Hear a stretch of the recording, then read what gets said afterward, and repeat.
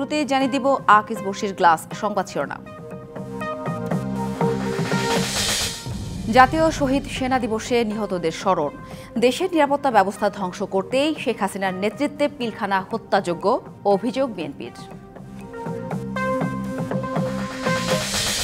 নিজেদের মধ্যে কাদা ছোড়াছুড়ি করলে দেশের স্বাধীনতা বিপন্ন হয়, সুযোগ নেয় অপরাধীরা, বললেন সেনাপ্রধান।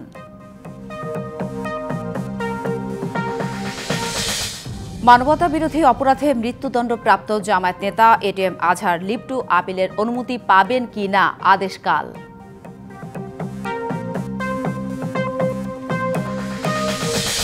ধসে পড়া আইনশৃঙ্খলা পরিস্থিতির উন্নতির জন্য ইন্টেনসিভ পেট্রোল প্রোগ্রাম শুরু, কোনো ধরনের গাফিলতি সহ্য করবেন না স্বরাষ্ট্র উপদেষ্টা।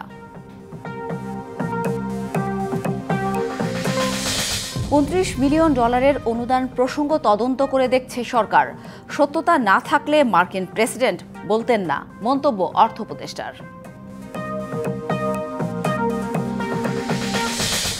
এবং সাজেকে আগুনে অন্তত ১০০ কোটি টাকার ক্ষতি, দাবি ব্যবসায়ীদের। ইকো ভ্যালিতে পর্যটক যাওয়া আসায় প্রশাসনের নিষেধাজ্ঞা প্রত্যাহার।